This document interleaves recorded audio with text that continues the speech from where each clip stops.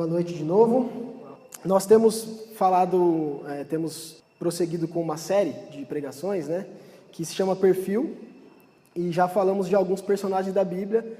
Já foi Jonas, já foi Moisés, Estevão, e hoje é a vez do Davi.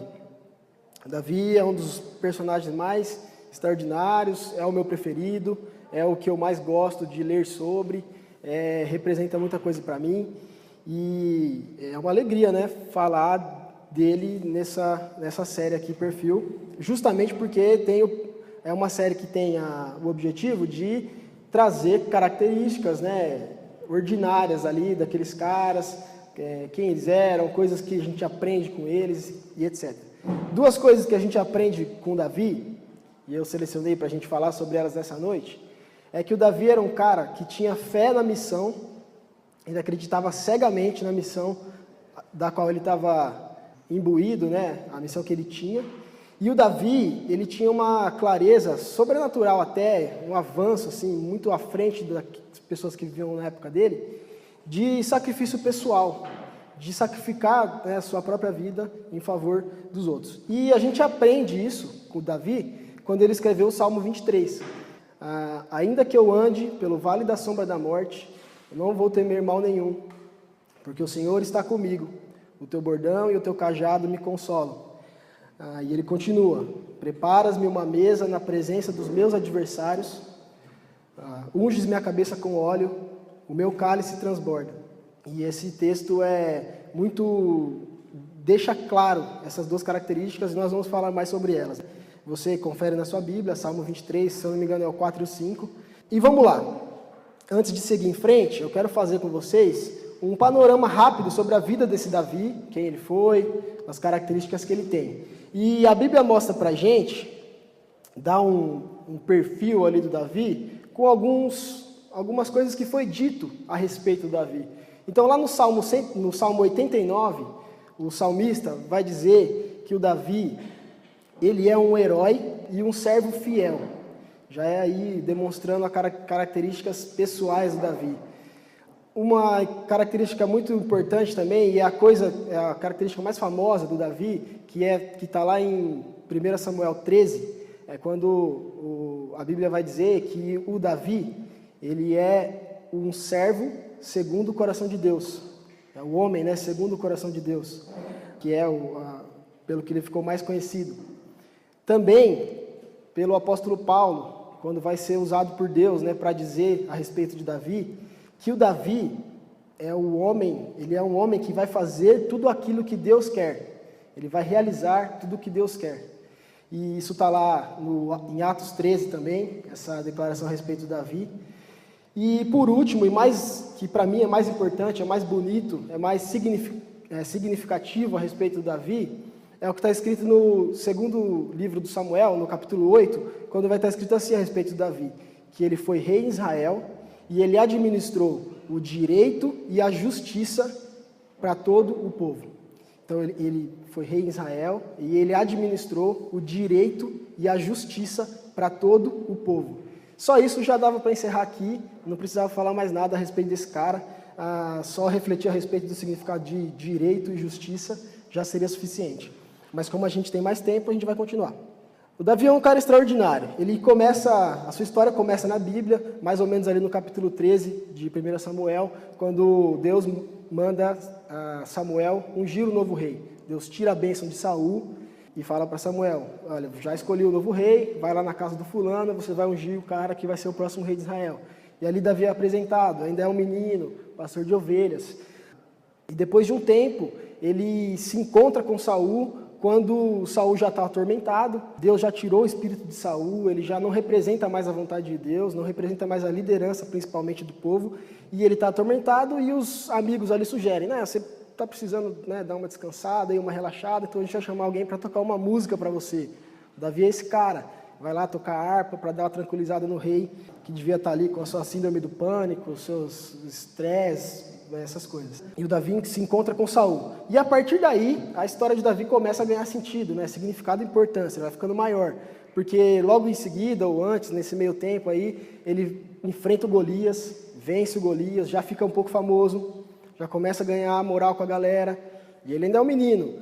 Depois de um tempo, já transitando nesse meio, vem o golpe final, né? O Saul já começou a ficar enciumado, porque ele venceu Golias, todo mundo começou a falar dele, e o Saul já começa a ficar enciumado, mas o golpe fatal, né, a gota final, a Bíblia diz que é quando a filha de Saul se apaixona por Davi e diz para Saul, olha, por que você não sugere aí que eu case com Davi? E aí o Saul definitivamente declara que tem ciúmes do Davi e começa a perseguir o Davi. Davi foge, ele, nesse momento da vida dele, vai para a periferia de Israel, ele vai embora, fica exilado praticamente, e ele começa a andar com alguns marginais. Não marginais no sentido violento, né, mas marginal no sentido que está à margem da sociedade, né, os desajustados, aqueles endividados, aqueles que ninguém entende ou compreende. E o Davi começa a andar com esses caras, e esses caras formam o primeiro exército de Davi. Então, são, se eu não me engano, 300 caras. Alguns deles permanecem com Davi até o final de sua vida, são citados como um dos maiores heróis de Israel, e encontraram com Davi nesse momento, quando ele estava pela primeira vez fora de Israel, exilado.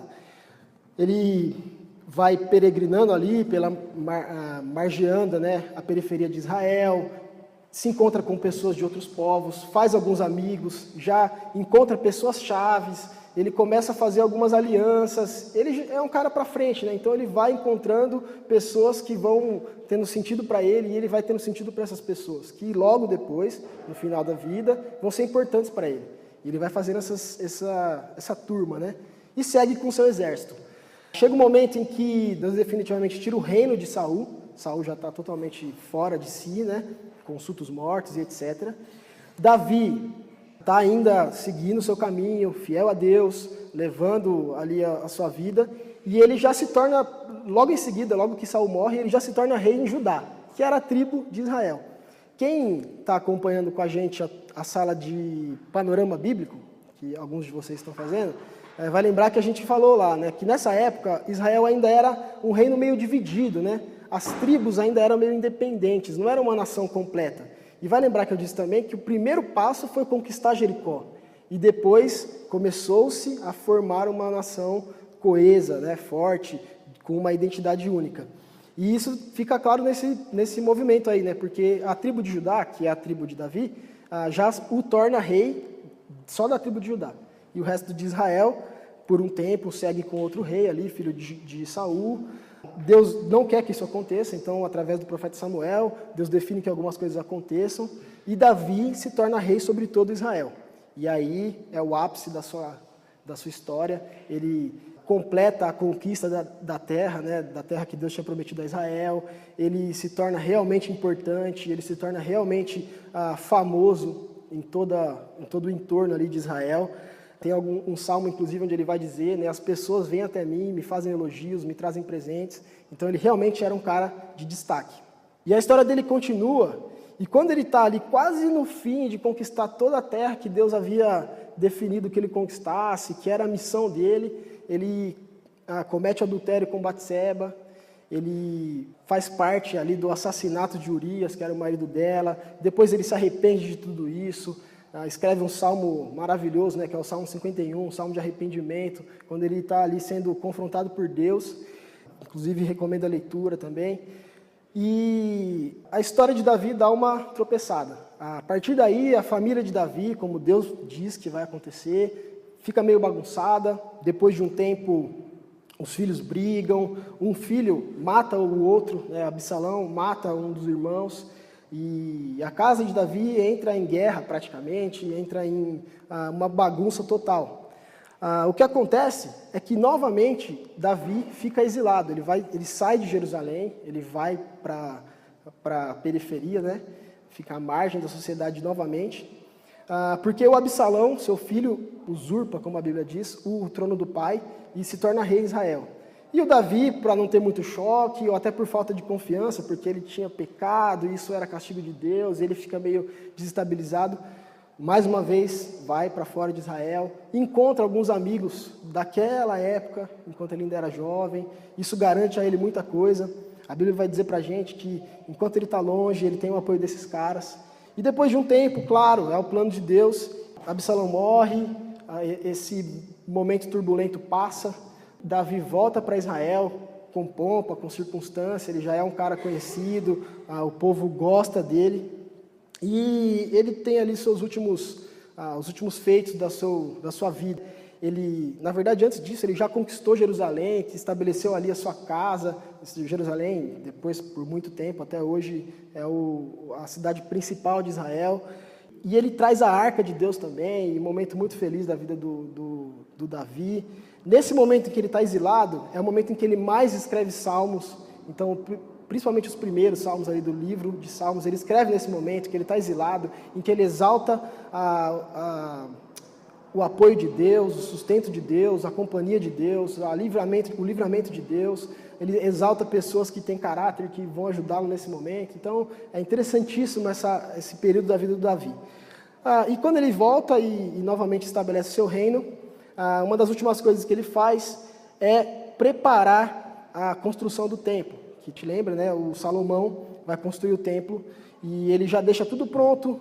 Ele arrecada dinheiro e muita coisa, muita madeira, pedras preciosas, tecidos, animais, e faz ali uma grande arrecadação de ofertas para a construção do templo que virá logo depois.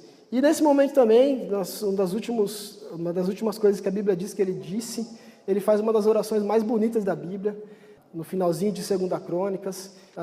Ele vai falar algumas características de Deus que são bonitas assim, e fica para nossa instrução, né? Bendito és tu, Deus de Israel, nosso Pai, teu Senhor é o poder, a grandeza, a honra, a vitória e a majestade, porque teu é tudo quanto há nos céus e na terra, teu Senhor é o reino, tu te exaltaste por chefe sobre todos, riqueza e glória vem de ti, na tua mão há força e poder, contigo está o engrandecer, a tudo dar força, e agora, pois, nosso Deus, graças te damos. Ele é um dos únicos caras que tem essa compreensão profunda sobre as características de Deus, quem é Deus e o que Deus representa para o povo. Por isso é bonito ver esses detalhes da vida de Davi. E aí ele encerra o seu reinado, morre feliz e a sua história termina. Mas como eu falei, alguns episódios da vida do Davi têm muita coisa para nos ensinar. E a primeira coisa que eu quero destacar e falar sobre ela é o fato dele ser um dos caras que tinha fé na missão que lhe foi dada. E a gente vai lembrar da história de Davi lá com o Golias, né? Todo mundo deve lembrar dessa história. Se você não lembra, não conhece essa história, o que você precisa saber é que era um momento de guerra e os exércitos estavam um à frente do outro, esperando para começar uma batalha, e o exército de Israel estava completamente perdido, completamente amedrontado.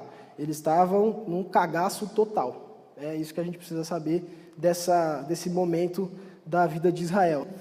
E o Davi chega, ele ainda é um menino, a pedido de seu pai, ele vai lá encontrar com os irmãos que estão batalhando com Saul pelo reino de Israel. Quando ele chega ali e ele vê que tem um gigante do inimigo que está afrontando os exércitos de Deus, ele chega e fala assim para Saul: olha só, vocês não precisam ficar preocupados com esse cara não, deixa comigo que eu finalizo ele. É exatamente assim que ele diz, né? Com umas palavras mais bonitas. Ele pode deixar que eu dou conta desse cara.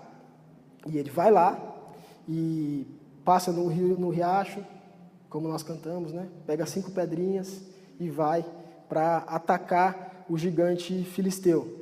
E é muito interessante porque você sabe o que significa essas 5 pedras? Que ele vai lá e pega cada uma delas? Essas pedras não significam nada, são só 5 pedras mesmo, porque ele acerta na primeira, nem precisava das 5. E é interessante que, algumas vezes, refletindo sobre essa história, eu até cheguei a pensar que o Davi foi meio que no ímpeto, no impulso de estar ofendido por um gigante filisteu, um incircunciso, como ele fala, afrontando os exércitos do Deus vivo.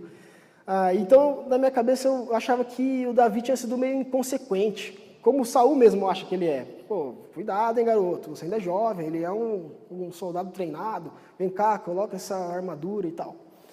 Mas, meditando nesse texto, novamente, eu percebi que o Davi, ele não tem nenhuma dúvida de que o que ele está fazendo vai dar certo. Porque ele fala isso para Saul. Ele fala assim, ó, eu estou indo lá, vou vencer essa batalha e eu volto aqui e vou trazer a cabeça do gigante. E depois, quando ele está indo ao encontro com o gigante, ele olha para o gigante e fala assim, você está vindo para mim com essas suas armas aí, eu estou indo contra você com o Senhor dos Exércitos, e os seus soldados estarão, ao final da tarde, sendo comidos pelas aves, e ele declara que vai ser vitorioso ali. Ele sabe que ele vai vencer aquela batalha, e ele tem a certeza disso, ele declara a vitória, né? Nós temos hoje um paralelo aí para fazer com uma declaração meio que de prosperidade, né? Vai dar tudo certo, eu vou sair vitorioso, eu vou conquistar e tal. E a nossa primeira, pelo menos a minha tendência foi encontrar um paralelo nisso. Então é prosperidade, né? Então é isso, Davi, Deus está abençoando ele mesmo. Só que o que Davi tinha não era certeza, né, da prosperidade, ou ele não conhecia a teologia da prosperidade, né? Mas não é teologia da prosperidade. O que ele tinha era fé na missão. Porque o que Davi tinha, que os soldados de Israel tinham esquecido, ou talvez nunca tivessem aprendido, e o que Saul estava ignorando, era que desde Abraão, desde Isaac, Jacó, com Moisés no Monte Sinai, durante todo o deserto, no livro de Deuteronômio, com Josué, quando Josué reúne o povo depois de conquistar Jericó e relembra a lei, Deus dizia para o povo, entrem nessa terra, conquistem essa terra. Essa terra é minha e eu escolhi dar ela a vocês de graça, sem que vocês façam nada por isso. Então o que o Davi tinha não era só certeza de que ia dar certo. Ele tinha fé na missão que ele estava representando ali. Ele provavelmente deve ter dito, não está escrito na Bíblia, mas ele provavelmente disse, vocês não lembram o que foi dito? Vocês não lembram o que a gente aprendeu? É por isso que ele chega para Saul e fala, viu, não precisa se preocupar não. Se está faltando uma pessoa para ir lá, deixa comigo que eu dou conta. Porque ele não tinha certeza da sua força ou das pedras que ele carregava. A certeza era que Deus havia prometido que daria a terra ao povo. E o que Davi sabia, e ele tinha certeza absoluta, é que Deus dá o que ele disse que daria, faz o que ele disse que faria, e Deus realiza tudo que ele disse que realizaria. Então, fé na missão é o que define o Davi. Fé cega, ele tinha certeza que ele venceria. E a missão dele era essa, porque fazia parte do povo que tinha ali um objetivo, né? Estava vivendo um momento de conquista da terra, de estabelecer o reino de Israel e etc. Quando nós olhamos para a nossa vida hoje como igreja de Jesus, nós temos missões, né, diferentes da missão de Davi, mas nós ainda precisamos permanecer tendo fé nessa missão, confiança nisso. Para fazer uma reflexão aqui, a nossa missão hoje é ser instrumento de Deus para o estabelecimento do reino dele na terra, é ser coparticipante de Jesus na remissão de toda a criação, para que seja realmente restaurado tudo aquilo que Deus criou. Então esse é o nosso papel. Se o português estiver muito difícil, é falar como Jesus falou, né? Tome a sua cruz e siga-me. No fim das contas é o sacrifício. Essa é a nossa missão hoje. E se nós tivermos certeza disso, fé nessa missão, como Davi tinha com Golias, não é a teologia da prosperidade que vai fazer a gente ter certeza de nada. É simplesmente a nossa fé na missão. É saber aquilo que nós fomos chamados para fazer e ter certeza que Deus vai fazer o que Ele disse que faria, vai dar o que Ele disse que daria e vai realizar o que Ele disse que realizaria. Isso é fé na missão. É isso que Davi tinha de sobra. Davi tinha muito disso e por isso ele foi um cara extraordinário. E aí, até mesmo quando a gente fala de nós, né, e a gente pensa em Jesus que disse, quem quiser vir após mim, tome a sua cruz e siga-me, né, faça como eu, se sacrifique em favor, né, de todos. A gente vai tratar de uma outra característica impressionante e, como eu disse no início, evolutiva, assim, muito à frente de como o povo na época de Davi pensava, que é a respeito de sacrifício pessoal. Já quero fazer um parêntese e dizer que, quando eu falo de sacrifício pessoal, nada tem a ver com, não estou desmerecendo a comunidade. A gente sabe que a nossa vida é para ser vivida em comunidade. Deus se revela na comunidade, nos relacionamentos. Isso está garantido. Mas eu estou indo além disso e tratando do nosso sacrifício pessoal, da nossa escolha em fazer aquilo que Jesus diz para fazermos. Então, quando a gente olha para Davi, que é o nosso personagem de hoje, a gente enxerga nesse cara uma noção profunda de sacrifício pessoal, de se entregar, tendo fé na sua missão, ele não duvida, não vacila em nenhum momento, ele vai convicto do que ele tem que fazer. E para exemplificar isso, eu vou trazer para a nossa reflexão de hoje um outro momento da vida de Davi que me impressionou muito quando eu li isso e até hoje, e eu vou usar para a nossa reflexão agora, que é o momento enquanto Davi e o seu exército estão dentro de uma caverna, esperando o momento certo para um ataque de uma das batalhas contra os filisteus. Os filisteus eram os principais inimigos do povo de Israel, os mais fortes, e nesse momento o exército filisteu estava acampado em Belém, e o Davi estava dentro de uma caverna, esperando o momento exato para uma batalha. E o Davi, nesse momento, de meio que de folga e tal, ele fala que ele desejaria, né, quem me dera, beber da água da fonte que está em Belém. Os soldados de Davi ouvem essa exclamação do rei e, ora, por que não? Se é isso que o rei quer, é isso que nós faremos. E eles vão até lá, eles vão numa missão secreta, né, silenciosa, entram ali numa missão stealth no acampamento dos filisteus, pegam essa água e quando eles chegam com isso para o Davi e eles entregam essa água para ele, o Davi faz um negócio que provavelmente, né, se nós fizéssemos um jogo de complete a frase e obviamente ninguém soubesse o que aconteceu e pedíssemos para qualquer estudioso falar o que será que Davi diria quando ele estivesse nessa situação, provavelmente ninguém imaginaria, porque é algo totalmente inesperado. Ele pega aquela água e ele fala algo assim, Deus me livre, beber dessa água. Porque se eu bebesse, né, se eu o fizesse, eu estaria bebendo o sangue daqueles que se arriscaram para ir lá buscar. Então, os soldados fizeram algo de bom ali para ele, né? Quiseram ser legais com ele, provavelmente porque reconheciam a liderança, reconheciam um homem de caráter forte, humilde e etc. E fazem isso para o rei. Mas o rei, quando recebe essa água, ele pensa dessa maneira: Deus me livre beber dessa água, porque se eu fizesse, estaria bebendo o sangue daqueles que foram lá buscar. E o que eu pelo menos entendo disso e trago para a gente nessa noite, é que o Davi está querendo dizer o seguinte: jamais eu faria algo que colocaria em risco a vida de alguém. Jamais eu tomaria essa água, porque seria como beber o sangue daqueles que lá foram. Então jamais eu faria algo, ou qualquer coisa, que colocasse em risco a vida de alguém.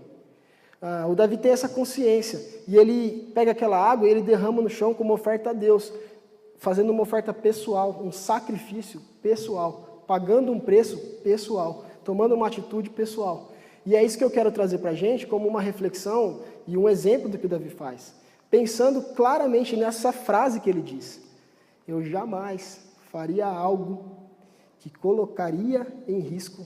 Então, se a gente prestar atenção até na palavra que ele usa, não é algo que vai ou que com certeza fará mal. Não, é algo que provavelmente, talvez, eventualmente, ou quem sabe, poderia fazer mal para alguém.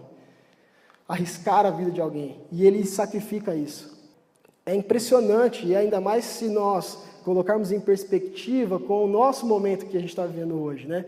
Quando algumas pessoas tratam a vida de alguém, seja quem for, e seja o nível intelectual ou de vida, qualquer coisa, e desvaloriza essa vida e fala, tudo bem, se eu perder isso aí, pelo menos eu estou salvando o que é meu e tal, e etc. Mas eu não quero entrar nesse assunto, mas só trazer para nós essa reflexão. Eu jamais faria algo que colocaria em risco alguém. Jamais. Deus me livre de fazer isso. O Davi, ele é categórico que quando ele fala isso mostra um entendimento à frente, né? Porque ali ele era um rei, monarca, ele poderia beber aquela água, com certeza, sem problema nenhum, nada aconteceria, Deus não ia ficar chateado com ele, então, não sei, né? Não sei, eu acho que não. Mas ele poderia fazer isso, ele estava no seu direito, mas ele entende que ele não pode fazer nada que vai colocar em risco a vida de alguém. Isso serve de instrução para nós, com o exemplo da vida do rei Davi. E aí a gente entende, né, que ter fé na missão e ter fé no sacrifício pessoal que a gente precisa fazer para seguir a Jesus, tomar nossa cruz. Eu acho muito legal uma comparação que alguém fez e disse que nós não temos que ficar ali ajoelhados diante da cruz de Jesus, porque a dele ele já usou e já, já fez a parte dele, né? Nós temos que tomar a nossa e fazer o nosso sacrifício pessoal. Em se tratando de fé na missão, nós temos que, e agora vem uma das partes mais difíceis, né, de ter um momento como esse, de trazer a palavra, como eu estou fazendo agora, que é trazer algo de Deus para aplicar no nosso coração. E é dizer algo que talvez seja, que eu vou dizer aqui, mas que vai reverberar no seu coração. Então, ter fé na missão talvez exija muito da gente, individualmente, de entrar no nosso quarto e de exercitar a nossa espiritualidade, de saber qual é a nossa missão. Porque a de Davi a gente sabe qual era, está claro ali, né? A gente já conhece a história. Mas e a nossa, né? E o nosso papel? E qual é a nossa missão? E qual é o lugar que a gente tem que ocupar? Quais são as coisas com as quais nós vamos nos esforçar, né? Ah, passei no vestibular, glória a Deus, será? Será que essa é a sua missão? Ganhei alguma coisa, glória a Deus, será? E talvez não cabe a outra pessoa colocar em xeque aquilo que é seu, mas cabe a nós, individualmente, dentro daqueles que são íntimos, né? Colocar diante de Deus e saber que se aquilo que nós estamos recebendo, se aquilo que nós estamos buscando, ou se aquilo que nós estamos almejando até, às vezes é algo até um sonho, né? Se aquilo faz parte da nossa missão.